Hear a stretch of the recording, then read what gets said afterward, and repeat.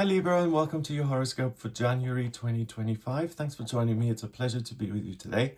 My horoscopes are based on the UK time zone, and please watch them in this order. Rising sign first, then sun sign, and finally your moon sign.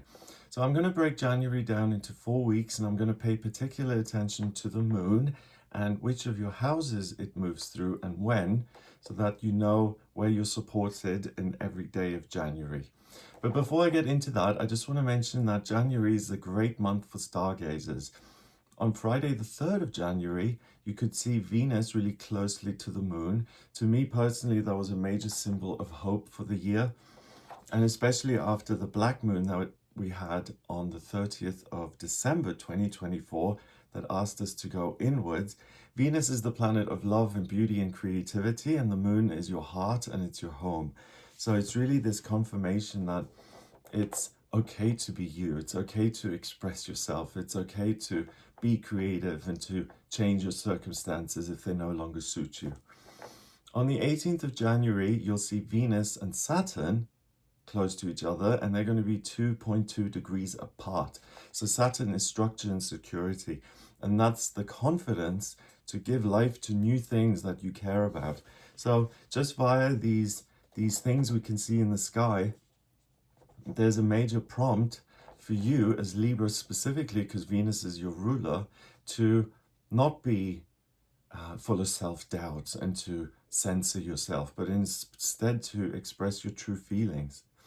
You may also see shooting stars via the quadrantid meteor shower that continues until the 12th of January. So if you get a clear night where you can see the sky and you see a shooting star, please make a wish for 2025. Those things, when I just saw that they were happening, it just filled me with a great sense of hope. So starting with week 1, Wednesday the 1st until Sunday the 5th of January, and I realize I'm a little late, I'm filming this on the 4th of January, but I still want to give you the information for the first few days. So on the 1st, the moon was in Capricorn, and that was in your 4th house of family, and that would have been a great opportunity to work on your closest relationships. On the 2nd and 3rd of January, the moon then went into Aquarius, and it went into your 5th house of what you love and who you love. And it was next to Pluto, the planet of transformation and change, and Venus, your ruler, was also in there in Aquarius. So those 2 days could have been wonderful in terms of transforming your love life in some sort of positive way. And then on the 3rd of January, Venus goes out of that 5th house, it ingresses into Pisces, and it moves into your 6th house of daily routine, the structures of your life, and your physical body. And it joins Saturn and Neptune also in Pisces. So with Venus going into that new placement, you're really going to have a loving kind of look at the circumstances of your life, at the structures of your life. You know, how much time you spend at work, how much time you have off, how much you spend with people you care about, how you treat your body. And you're going to have this very loving kind of holistic outlook in that if certain structures don't work for you anymore, by connecting with your instinct, your intuition, and listening to your own inner voice, you'll find better ways of operating and you'll embrace change. The moon goes into Pisces on the 4th and 5th, and it joins all those other planets in your 6th house, Venus, Saturn, and Neptune. And with the moon being your heart, there's really a sense that the way my life is organized is important because I want to make sure I have the best experience possible. So any changes that need making, the first 5 days of January are really helpful in that regard. Also, from the 6th of December 2024 until the 23rd of February 2025, Mars is in retrograde, and Mars is in Leo in your 11th house of hopes and dreams. And that's interesting because in Leo, Mars is a bit much. Mars rules Aries, a fire sign, and it's quite happy in Leo, which is also a fire sign, but it's very confident and it's I'm in the spotlight and it's all about me. So I think the retrograde actually helps because you'll be able to do all of those things that put you out there and allow you to express what you're truly feeling, but you're going to have the patience to at the very least, listen to what the response is rather than this is what I'm doing and that's the end of it. So I think it gives you the confidence to put yourself out there, but it's not too much in the sense that you're a little self-involved or overly focused on you. Also in January, we have Mercury, the communication planet, and Venus, the planet of love and beauty. They're direct all month. So don't expect any problems with communication or transportation, and don't expect any issues when it comes to starting your own business or starting a new relationship. So everything is open to you. And if you want to kind of explore in different areas of your life or create wonderful circumstances that you feel are missing right now, the first 5 days are really, really helpful. And not just the first 5 days, they're direct all month. So January is about going from here to there, starting new things, and really doing things for the first time. So let's have a look then, what houses the moon covered in the first 5 days. So it started in your 4th house of family, and it ends up in your 6th house of daily routine.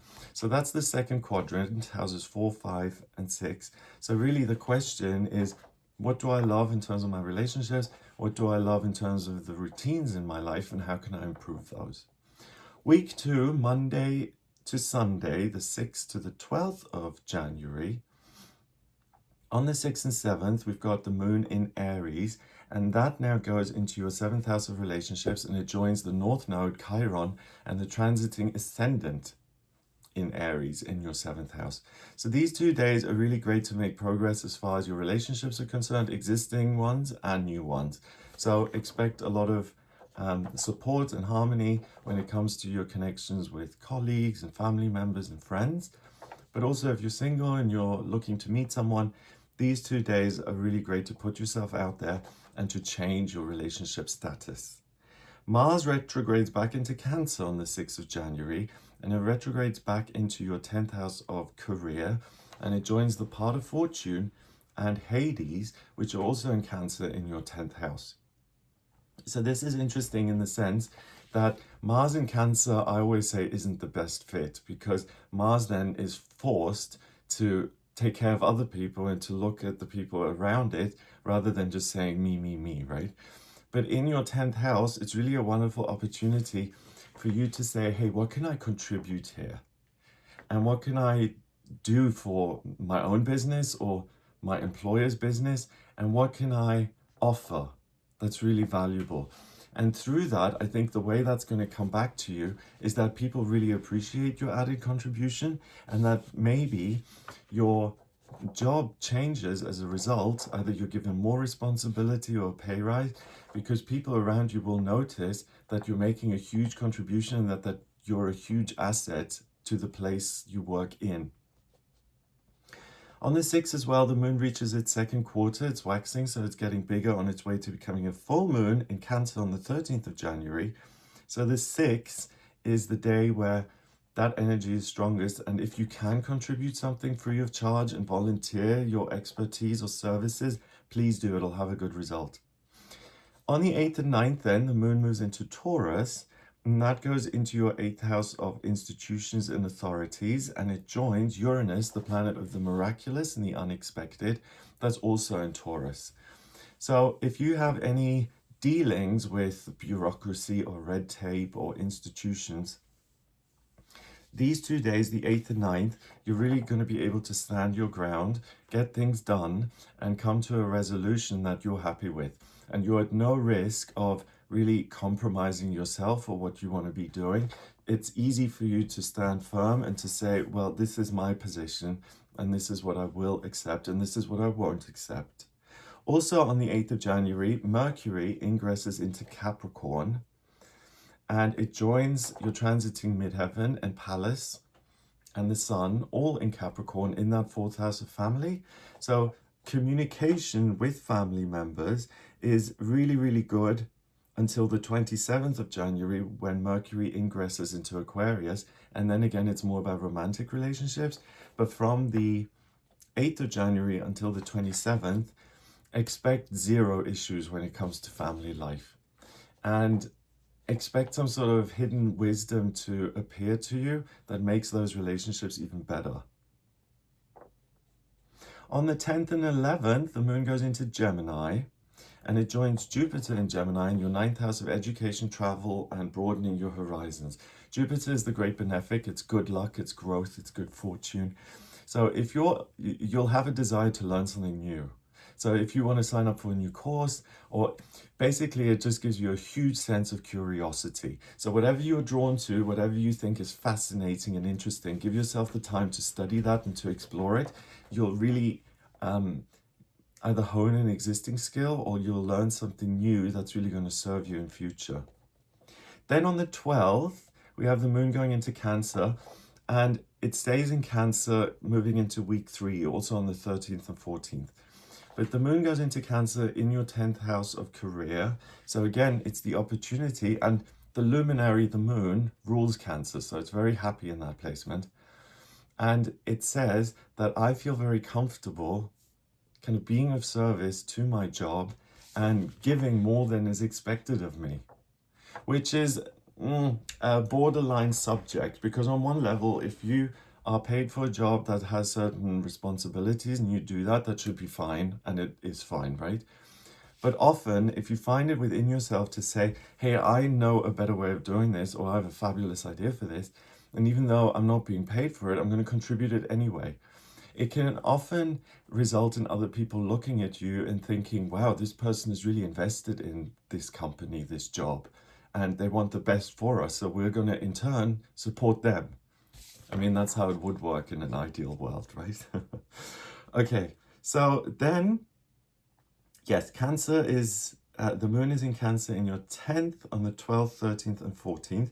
But let's see which houses the moon covered in this second week. So on the 6th of January, it started in your 7th house of relationships, and it ended in your 10th house of work. So that's the third quadrant and the 10th house. So this is really about your public life, your connection with authorities, institutions, and then your work and what you can contribute. So if it's possible for you to focus as much as you can on your career, or if you're a student or retired, what you're working on or towards, please do it in the second week. We'll be delighted with the outcome. Week 3, Monday to Sunday, the 13th to 19th of January.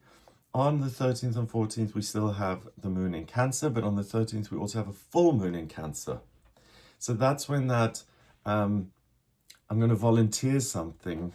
That desire is strongest on the 13th. The moon then goes into Leo on the 15th and 16th, and it goes into your 11th house of hopes and dreams. So expect something good to happen, something that puts a big smile on your face. And it is across the chart to Pluto in Aquarius in your 5th house of what you love, both via people and what you love to do, work-wise or as far as hobbies are concerned. So expect something to drastically transform and for you to be very happy with the result. You don't really have to do very much here. Then the moon goes into Virgo on the 17th and 18th, and that's really helpful, Libra, in your case here in January. Because the 12th house in the traditional chart, it is about spirituality and the intangible. And in the traditional chart, it's ruled by Pisces, a water sign, right? But here, it's ruled by Virgo, and the moon, your heart, in Virgo. Virgo is a very good sign when it comes to making sense of things and acquiring a lot of information, breaking it down and coming up with meaning. And with it being in your 12th house for this 2-day period, the 17th and 18th, expect a lot of useful messages from your higher self, from your intuition, that you can implement in a practical way. So the universe on these 2 days is giving you secret hidden knowledge that allows you to improve your life circumstances. Then on the 19th, we've got the moon going into your sign of Libra. And again, it extends into week 4. It stays there on the 20th and 21st as well. But the moon in Libra, in your sign, means that you're going to have a great sense of well-being during this 3-day period. And you'll also find it very easy to make amends with people who you may have had conflict with, or to heal any type of relationship that doesn't work. So if you have a co-worker and the two of you really don't get on, you really have the ability to feel instinctually what you could do to improve that relationship so that it's not a constant thorn in your side. The sun moves into Aquarius on the 19th as well, and it goes into your 5th house of what you love. It's next to Pluto and the part of fortune. So the sun, if I'm looking at your natal chart, it's the identity that you're striving towards, what you are aspiring to, right? So this really, from the 19th until the end of the month now, you're really going to want to take actions which allow you to love more, whether that's an existing relationship or a new relationship or a job or a side gig that you really love.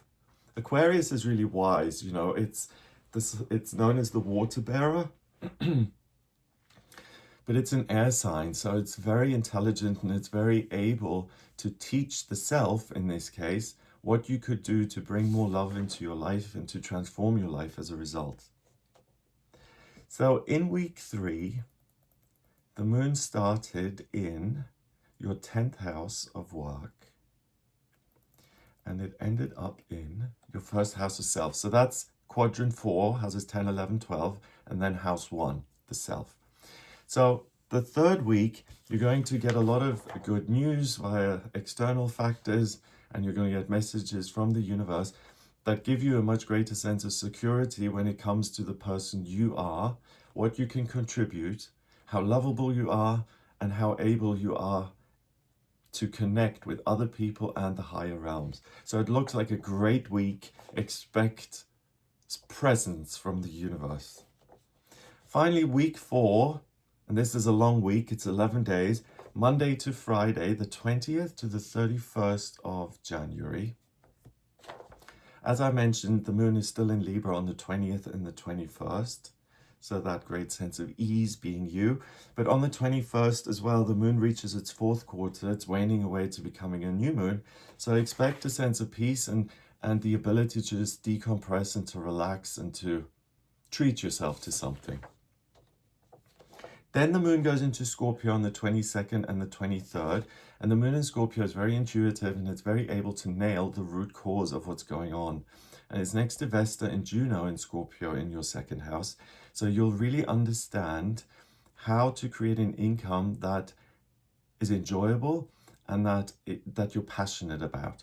It also means you have an intuitive understanding about any relationships with institutions or authorities and why certain things are happening, what the behind the scenes reasons are, and what you can do in response to resolve those circumstances.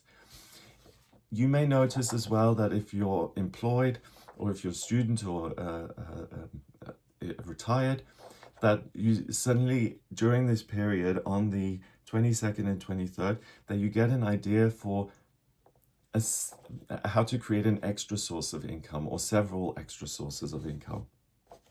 Then the moon moves into Sagittarius on the 24th, 25th, and 26th. And for you, Libra, that goes through your 3rd house of communication. And it opposes Jupiter and the transiting ascendant in your 9th. So this is a good time for you to go on little trips, days out with other people or on your own. You'll find that really enjoyable. But it's also a great opportunity to learn and for that curiosity to come up and for you to say, I just want to discover something new because I find it fascinating and interesting. The 27th and the 28th, the moon goes back into Capricorn in your 4th house. So that's really great for family relationships, doing the work to maintain healthy relationships and feeling like you belong somewhere and you're connected. On the 27th as well, Mercury ingresses into Aquarius. It goes into your 5th house. So the shift the focus shifts from your existing closest relationships, and now it moves towards, I want new relationships. I want to love in different ways. I want to connect with people I don't know just yet. Then we've got the moon going into Aquarius on the 29th and 30th of January, and they join Pluto and Mercury in the transiting midheaven and the Sun in your 5th house. So love and romance is really the top priority in terms of who do I love, but also what do I love to do in work. And that's particularly true on the 29th of January, when we have a new moon in Aquarius, where the moon goes pitch black, pulls in a ton of energy in order to start its next 28-day cycle. And you'll be hugely inspired to start a new relationship. So it's a great day to go on dates or to join any group activity where you can meet new people. The 30th of January, Uranus, the planet of the miraculous and unexpected, that goes direct until the 5th of September 2025. It's in Taurus, in your 8th house of authorities and institutions. So if there's something that you've been struggling with in that kind of relationship, so I don't know, you've had debts that you've had to pay, or there's a court settlement that you've had to follow, from January to September, if you look at that again, there may be a way for you to either get a better deal on the interest rate, or to appeal something that wasn't in your favor and to try again. Uranus is really the unexpected or the least likely thing can happen. So if you've got any problems with those kind of governing bodies in the world, don't just accept what they're telling you. Try again. You may get a better deal as a result. And then finally, on the last day of January, the moon goes into Pisces, and it joins Saturn and Venus and Neptune and the North Node in Pisces in your 6th house. So that's a day, again, to decompress, to feel well, to work creatively, and to listen to the universe and what it's telling you, how to treat your own body, and if there's anything that you could change that would improve the way you feel. So in these last 11 days of the month, the moon starts out in Libra in your 1st house of self, and it ends in your 6th house. So it's the bottom half of your chart. It's quadrant 1 and 2. So that's houses through 1 through to 6. And that's really domestic life, home life, your roots. And that's the question here, the last 11 days of January. What makes me feel secure? What is it that I love to do? How can I bring more love into my life, both for myself and towards other people, and in what I do work-wise? So these last 11 days, for you Libra, it's a lovely process of figuring out what is most healthy for me and how can I expand that in my everyday experience. So I hope that gives you an idea of what you'll be working with in January. I hope you have a fabulous time. If you'd like a personal reading with me, please get in touch via my website, gregoryscott.com. I use astrology, the tarot, numerology, as well as my intuition in my personal readings. So if you have any questions about yourself, so personality profile, strengths, weaknesses, or what's coming up in future, or if you're interested in what part of the world to live, I look at things like the transits, progress chart to see what's coming up in future. Also, a solar return chart around your birthday shows the year ahead. And astrocartography shows me different parts of the world that may work for you. So if you're interested in any of that, please get in touch via gregoryscott.com. If you like this video, give it a thumbs up so it shows up in searches. Subscribe for more videos. And if you like this video and you think someone else that you know would enjoy this, then please share it with them. That helps the channel grow, and that's a great way to support me. I also do a daily tarot reading on this channel. Please become a member of the channel to watch those, and keep an eye out for the videos on the new moon and the full moon that I'm going to do in January. Have a great month, and I'll speak to you soon.